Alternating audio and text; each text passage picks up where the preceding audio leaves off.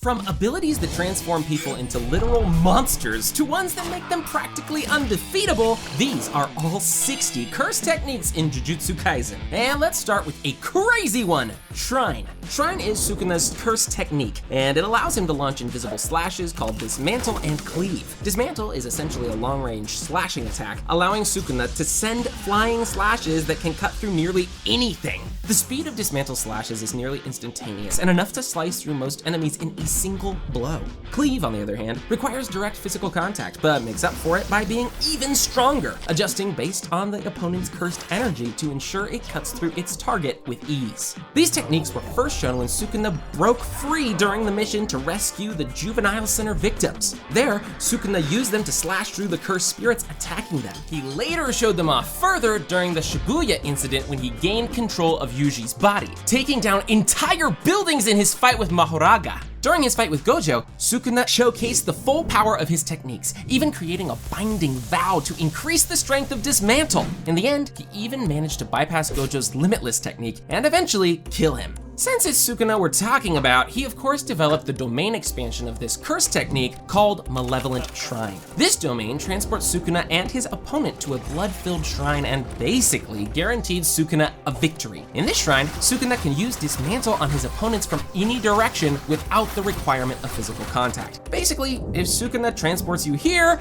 you're dead. Now, considering that Yuji is also a user of the shrine technique like Sukuna, he also has a domain expansion. However, in his, neither Yuji nor his opponent are allowed to attack. Instead, Yuji leads his opponent around to talk and try to find common ground, giving them one last chance to stop fighting. Assuming they don't, the domain launches a non-dodgeable dismantle that guarantees a kill. Since we've only seen it once, we know nothing else about it. There are still 59 more techniques left to cover, and let's continue with an insane one, the 10 Shadows technique. The 10 Shadows technique is one of the most powerful curse techniques in all of JJK, and is the main reason Sukuna took so much interest in Megumi from this very start. 10 Shadows allows the user to summon 10 Shikigami through shadow puppetry, each possessing a different set of skills. Some, like the Divine Dog and Demon Dog, are great for tracking, basic attacks, and backup. On the other hand, Rabbit can be used to escape a sticky situation, literally flooding the area with small white bunnies that the user can use for cover. Meanwhile, others like Mahoraga are tools of complete and utter terror that destroy everything in their path. However, one drawback to the 10 Shadows technique is that the user must first defeat a Shikigami in battle in order to call on it for help. That's not so hard to do with dogs or rabbits, but when it comes to Mahoraga, it's pretty much impossible, which is why most 10 Shadows users never reach their full potential. Near the end of Season 1, Megumi also revealed 10 Shadows domain expansion called Chimera Shadow Garden. Although incomplete, this ability creates a domain of shadows that the user has full control of, allowing them to attack enemies from any angle while creating shadow clones of themselves. Unfortunately, we never saw the full version of this domain, but judging by what Megumi was able to pull off with the incomplete version, it's definitely one of the strongest domains in the series. Blood manipulation. Blood manipulation allows the user to warp and control blood. This technique is used by multiple characters throughout the series, from Noritoshi, who has it as an inherited technique, to Choso, and even Yuji at one point. We first see this technique being used during the Goodwill event, where Noritoshi turned blood into highly concentrated arrows. Besides creating things, blood can also be used for slashing attacks and defensive barriers, depending on what's needed. The only downside of blood manipulation is that the user is limited by the amount of blood they have on hand. For example, Noritoshi carries blood bags so he doesn't have to bleed himself, but he can only hold so many. On the other hand, a user can also use their own blood, but in that case, there's a risk of becoming lightheaded or even bleeding to death. Chozo doesn't have this problem though, thanks to his status as a cursed womb painting. As long as he has enough cursed energy, he can stop his body from suffering blood loss, allowing him to use his techniques to a much greater extent compared to normal humans. He showed this when he nearly killed Yuji in Shibuya with concentrated blood attacks strong enough to blow holes through walls. After consuming the other cursed womb paintings, Yuji gains access to blood manipulation as well, using it to great effect in his fight against Sukuna. As common as this technique is, no blood manipulation user has ever shown a related domain expansion.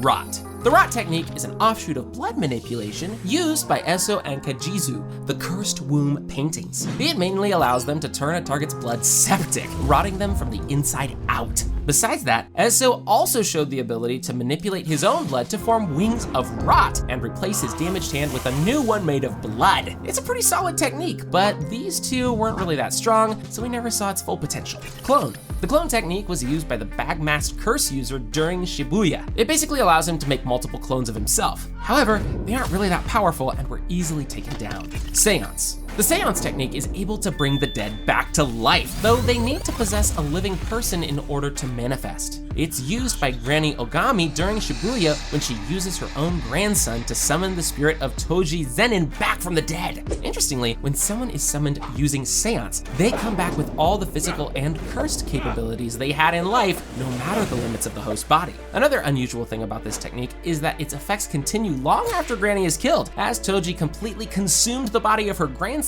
and started wreaking havoc across the city. Cursed speech. Cursed speech gives power to the words the user speaks and is used by Toge Inumaki. For example, this technique gives him the power to stop foes in their tracks just by saying stop, or even do real damage if he chooses his words carefully. And although that sounds really strong, there are some drawbacks. Firstly, using cursed speech frequently damages the user's vocal cords to the point where it makes them cough up blood. Also, the effects of cursed speech are not absolute, meaning that if the opponent is strong enough, they can easily break free. While these drawbacks are already bad enough, it gets even worse because the user is also forced to limit their speech during regular conversation so as not to hurt those around them by accident. As such, Toge's usual speech is limited to the ingredients used in rice balls and other Japanese foods, though his classmates have somehow learned to understand what he means. The first time we saw this ability is during the Goodwill event, when Toge stopped Hanami in his tracks. It didn't last long though, and the cursed spirit quickly broke free. Then, during Shibuya, Toge tries using the technique on Sukuna, though his curse speech wasn't enough to even slow down the king of curses.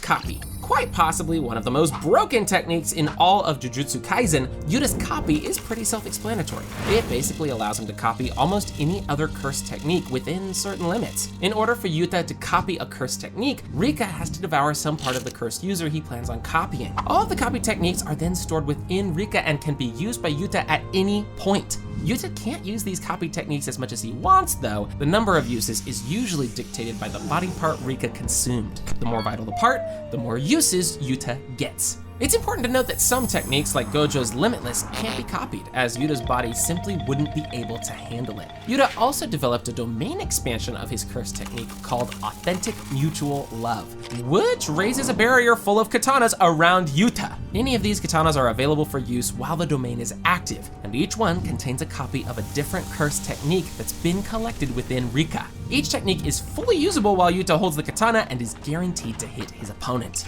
Puppet manipulation. Puppet manipulation allows the user to animate and control dolls with their cursed energy. The user of this technique is Kokichi, aka Mekamaru. The user can also channel their cursed energy through puppets and attack with them. Kokichi does this by making Mekamaru fire energy beams consisting of concentrated cursed energy. Kokichi is also able to store up his cursed energy to use at a later date, shown when he controlled the ultimate Mekamaru and unleashed devastating attacks with the energy he's stored up over the years. Prior to Shibuya, Kokichi also made small communication puppets, which he filled with his cursed energy. The interesting thing is that these communicators continued to function even after his death and only stopped once the cursed energy depleted.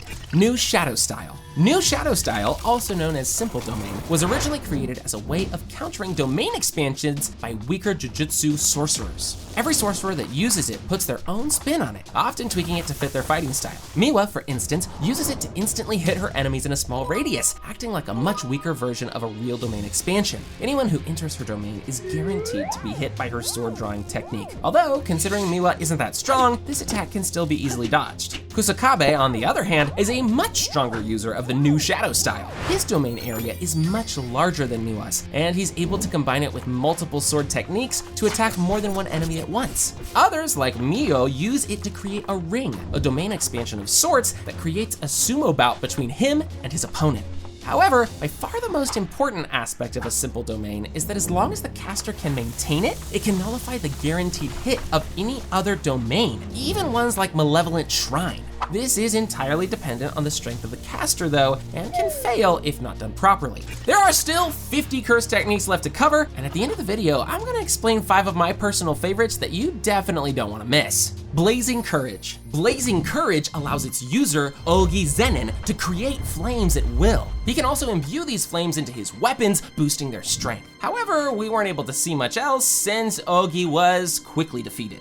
Stone Manipulation. Another casualty of the Zenin slaughter by Maki, Chojuro, used stone manipulation. This technique allows him to create and control massive stone arms that he can form from natural resources. Despite their power though, they're quite slow and nowhere near a match for Maki's speed. Paralyze. Ranta Zenin is able to use his Paralyze technique to immediately immobilize anyone he looks at. Although this seems incredibly powerful, it puts huge strain on Ranta's eyes, and if his opponent is strong enough, they can easily break free. This is exactly what happens in his battle against Maki.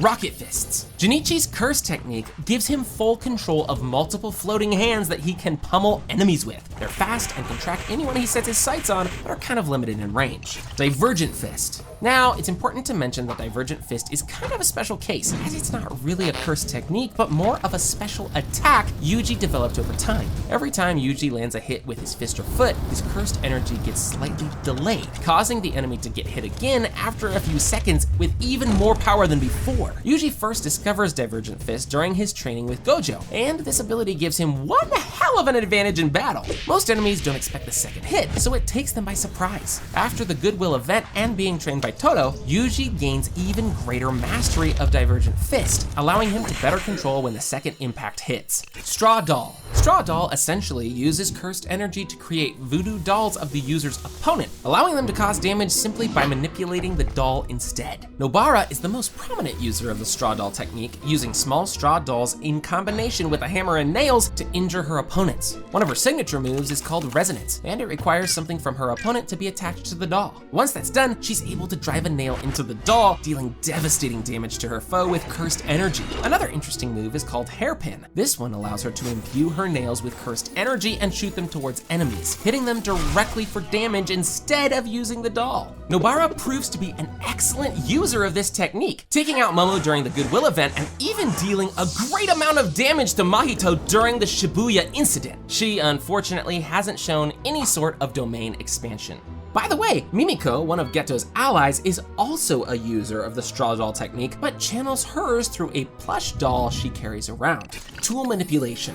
Tool Manipulation allows the user to imbue cursed energy into objects, manipulating them at will. Momo uses this on her broomstick, imbuing it with energy and using it to fly like a witch. Unfortunately, Momo never showed us any more uses of this technique, as she mostly uses it for recon and surveillance. Theoretically, she could imbue cursed energy into other objects such as weapons and manipulate them during fights, but I guess we'll never know. Construction. Construction allows the user to create structures from cursed energy, though it's limited by both the strength of the user and their knowledge of how that specific thing should be built. Mai Zenin is the primary user of construction seen in the series, using it to create bullets she loads into her revolver. Mai first revealed this ability during the Goodwill event, tricking her opponents into thinking her revolver was empty while constructing a new bullet directly inside the gun chamber. Another user of this curse technique is Yorozu, who showcases a whole new level of mastery compared to Mai. She was even able to stand her ground against Sukuna for a while and managed to create a perfect sphere with her technique, a feat thought to be impossible. This perfect sphere generates infinite pressure, allowing it to crush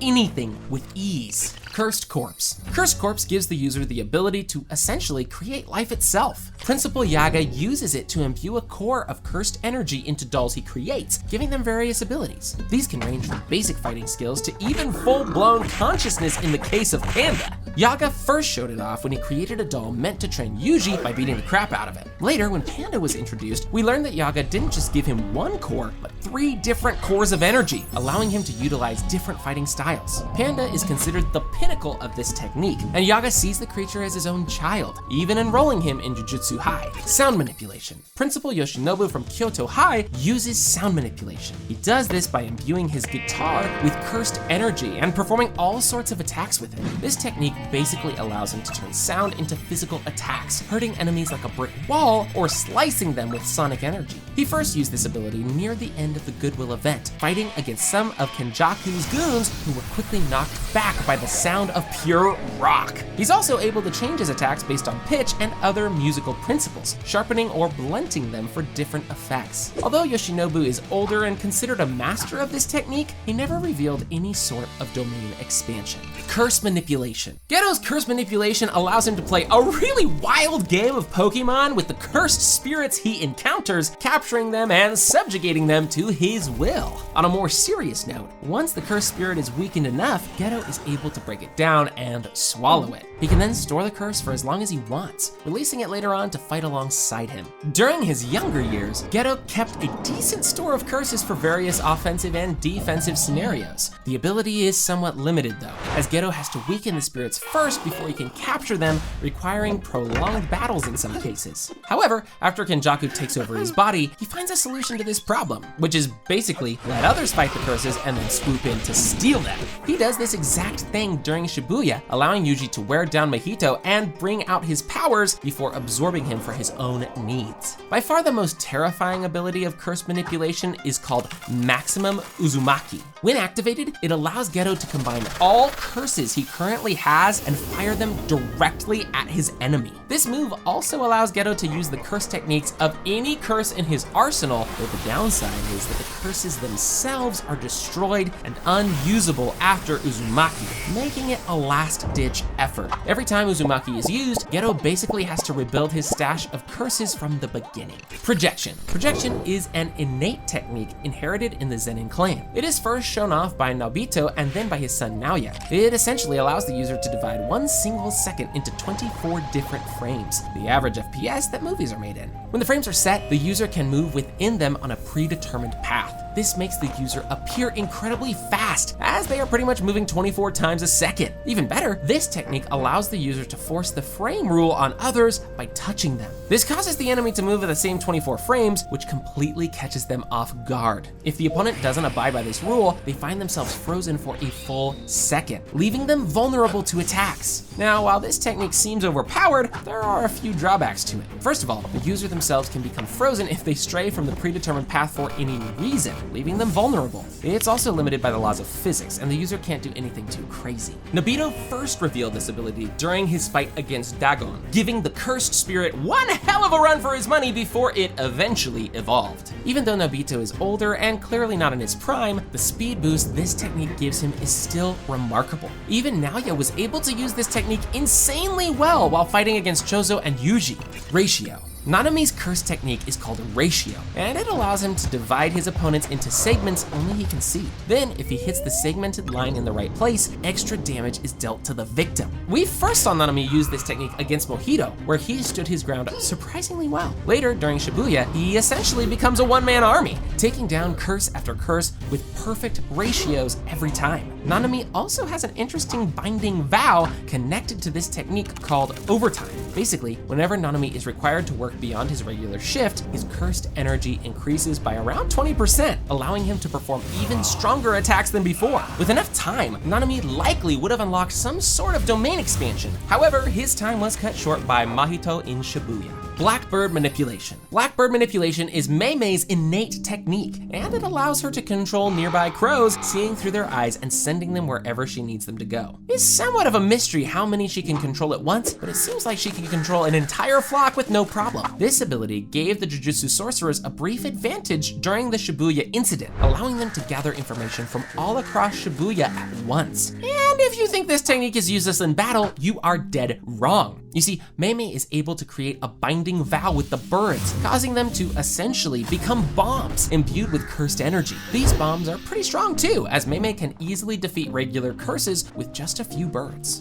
Auspicious Beast Summon. This curse technique is used by Ino, and it requires him to cover his face in order to use it. Once his face is covered, Ino can summon and use the abilities of 4 auspicious beasts. The first beast, Kaichi, allows him to control a floating horn that can attack at range, a essentially becoming a seeking missile. The second is Reiki. This one allows Ino to control a veil of water that turns into a sort of armor. This also increases Ino's mobility by allowing him to glide around on it. The last two don't get nearly as much use. Kirin has the effect of nullifying any pain that Ino feels, while Ryu allows him to manifest dragons from his hands. Unfortunately for Ino, while this technique is pretty strong, it wasn't enough to keep up with the resurrected Toji during Shibuya.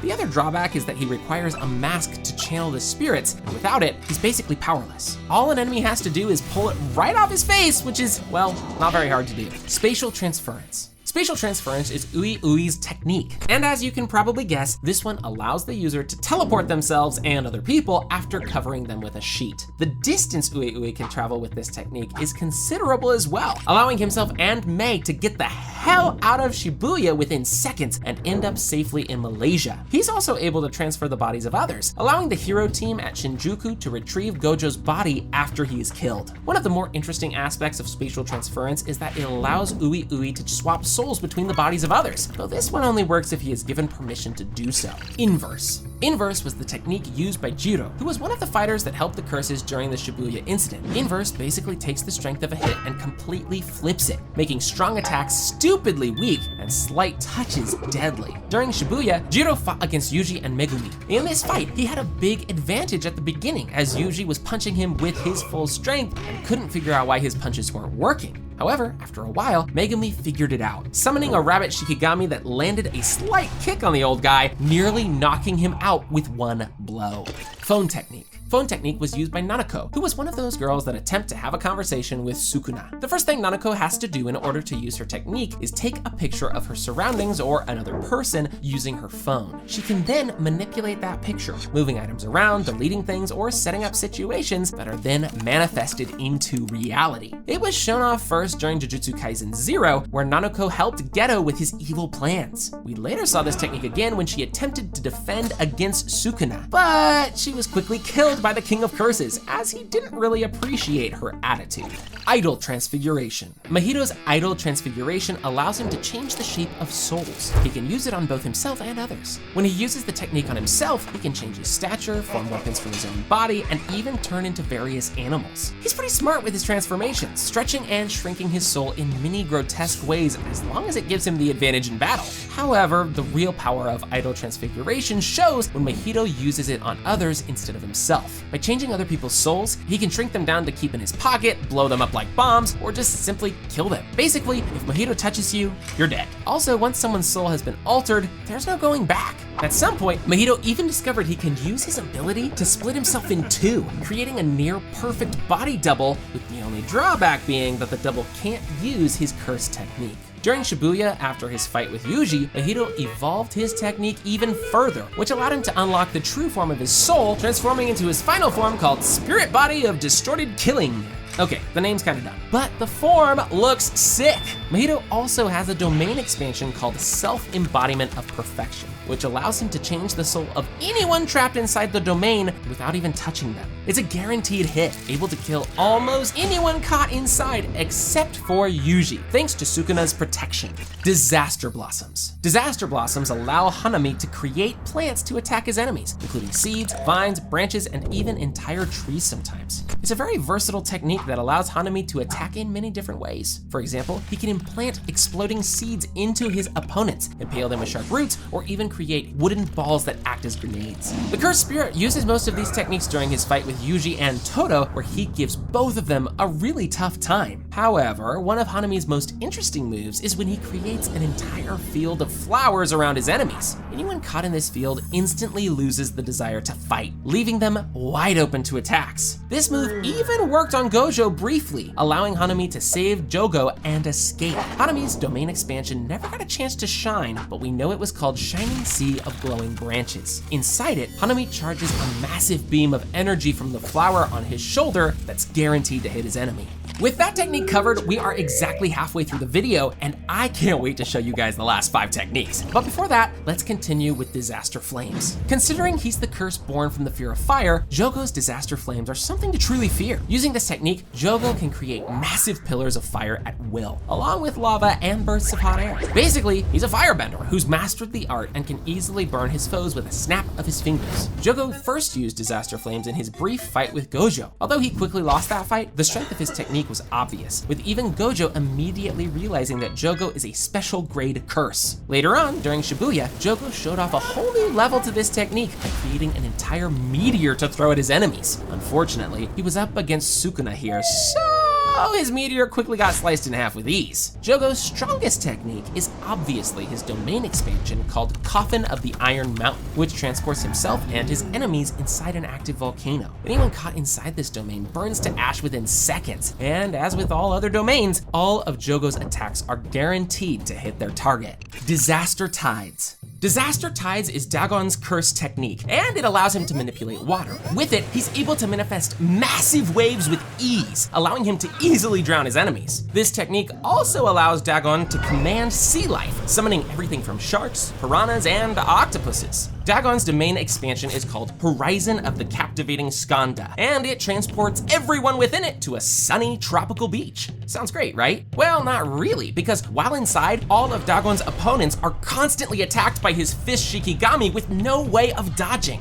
Immortality. Tenjin's immortality technique essentially allows them to live forever, although there are a few rules. First of all, due to living for so long, they lost their physical appearance in the process. Then, in order to maintain their mind and sanity, Tenjin has to absorb a star plasma vessel every so often. A star plasma vessel is basically a girl who's compatible with Tenjin, like Riko was. Due to being one of the oldest sorcerers in the world, Tenjin's sheer power is insane, and they alone maintain most of the barriers throughout Japan, feeding all of them with cursed energy. Painkiller. Painkiller is Nita's curse technique. It doesn't allow him to necessarily heal wounds, only to keep them from getting worse so that the person can continue fighting. We saw his abilities in action during Shibuya when he treated Nobara, although even he admitted that Nobara would still likely die despite his intervention. Ice Formation. Using Ice Formation, Uraume is able to create and control ice. She can create various weapons out of ice or simply freeze her opponents in place. We didn't see much of this technique until the Shinjuku Showdown, where she gave Hikari one hell of a fight.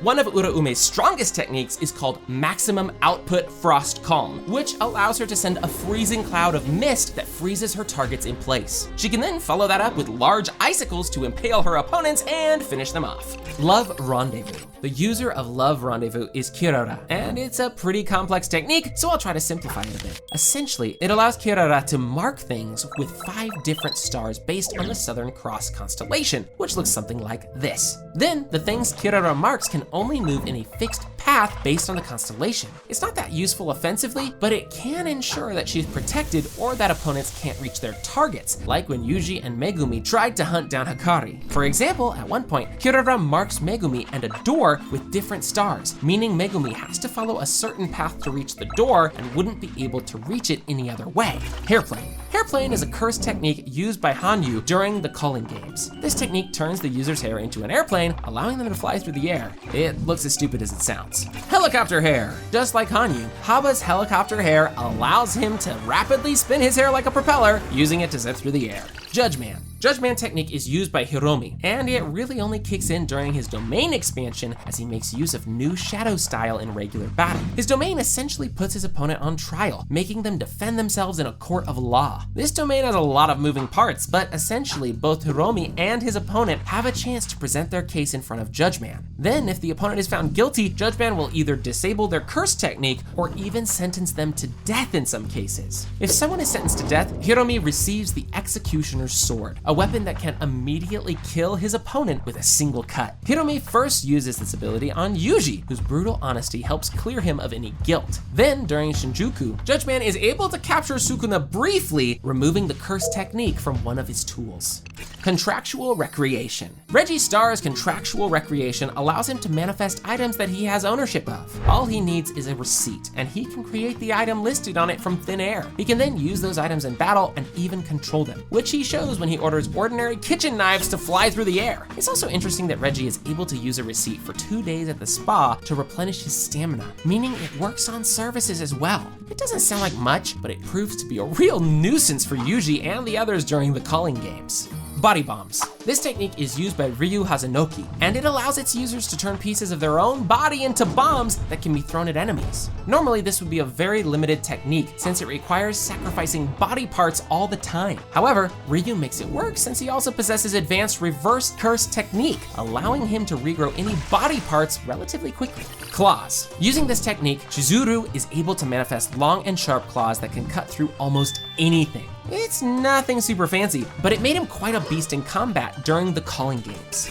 Scorpion hair. Remy's scorpion hair turns her hair into a scorpion tail that she can use to sting her enemies. However, the technique doesn't appear to be that strong, as Megumi doesn't seem too hurt by it. Miracles. Miracles is the curse technique used by Haruda, and it's a pretty interesting one. This technique takes the small bits of luck that happen to him every single day, mostly the things that go unnoticed, and stores them in his body. All of this stored luck is then automatically used when Haruda is in danger in order to save his life. Basically, as long as Haruda has enough luck stored, he can't die. This luck manifests itself as the marks under Haruda's eyes, although we don't know how much it takes him to build up these markings. We've seen Haruda cheat death multiple times. First was during the Goodwill event, where he somehow survived the entire thing without a scratch. His miracles were quickly depleted in Shibuya though, as Nanami got a hold of him, beating the living daylights out of Haruda with each hit taking away a full miracle from his arsenal. With all of his luck depleted, Haruda had nothing left once Sukuna appeared, and he was cut in half soon after. Sky manipulation. Yudo's sky manipulation allows her to control the sky as if it were a physical surface. She can basically take a part of the sky and fold it like a curtain or some kind of fabric. She can then use this fabric to cloak herself, nullifying any damage. She can also use this technique offensively, sending a shockwave that breaks the sky near her opponents. Yudo also developed a domain expansion connected to her technique, but sadly, we never got to see it in action. Discharge. Ryu's discharge technique allows him to fire concentrated cursed energy from his hair cannon. His signature attack is called Granite Blast, and it's a simple blast of cursed energy with incredible destructive force. Although discharge is a pretty simple technique, it's insanely strong, possibly due to Ryu possessing the highest cursed energy output of any Jujutsu sorcerer. Discharge also has a related domain expansion, but we don't know anything about it. War Staff. Charles Bernard's War Staff technique allows him to summon a massive spear weapon. But that's only the beginning, because this technique gets really weird really fast. You see, once he stabs an enemy with it, it starts to extract their blood, and with that blood, Charles can draw manga panels of his foe. The panels Charles draws show the near future of his opponent, essentially giving him an advantage of foresight. Also, as more blood is drawn from the enemy, the manga panels show even further into the future.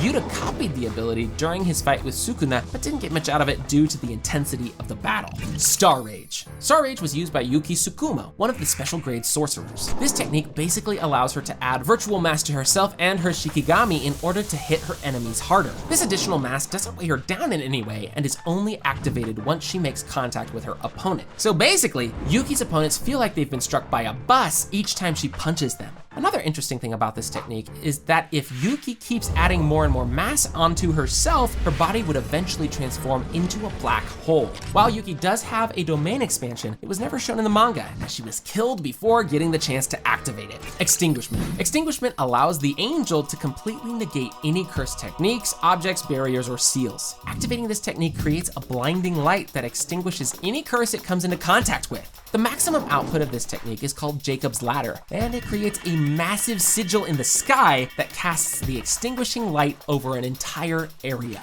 Solo Forbidden Area. This is one of the rare techniques that's better suited as a support ability for other sorcerers rather than dealing damage itself. It's used by Lori Utahime, and it simply amplifies the curse technique of an individual within her range. It's great for backing up other sorcerers, and she most notably used it to reinforce Gojo during his fight with Sukuna. Only 10 more left, and let's continue with one of the strongest curse techniques in the entire story, Mythical Beast Amber. Mythical Beast Amber allows Hajime to control electricity, turning most of his body into an electrical current he can attack enemies with. This technique is extremely strong, so much so that it earned Kashimo the nickname God of Lightning. However, one catch with this technique is that it causes the user's body to surpass the limits of a human being, so it can only be used once, as the user's body will crumble shortly after. Heart Catch. Heart Catch allows 𝗲𝗏 to create a massive hand of cursed energy that he can use to grab and throw enemies, often from a great distance without worrying about getting too close himself. The only downside is that the hand can be destroyed,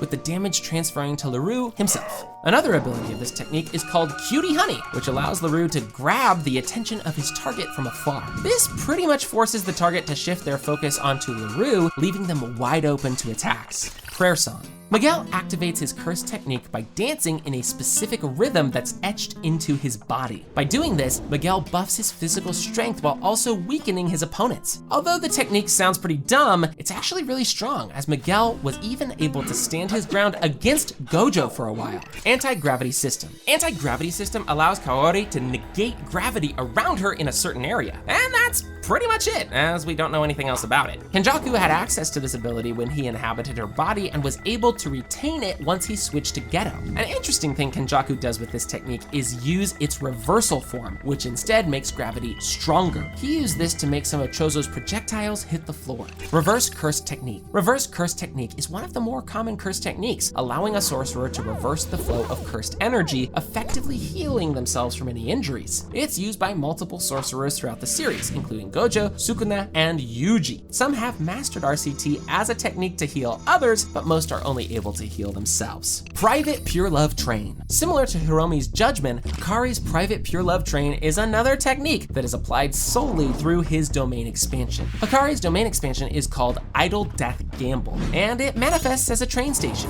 There, Hikari can play a game of chance where his goal is to line up 3 of the same numbers in order to hit a jackpot. Once he hits it, Hikari gets unlimited cursed energy for a short period of time, making him pretty much unkillable as he pummels his opponents with everything he has. Now, the thing is, because of some bonuses that his domain grants him, Hikari is able to hit the jackpot almost every single time, which makes him one of the strongest characters in the entire series. For example, during his fight with Uraume, he was hitting jackpot after jackpot to keep up with her.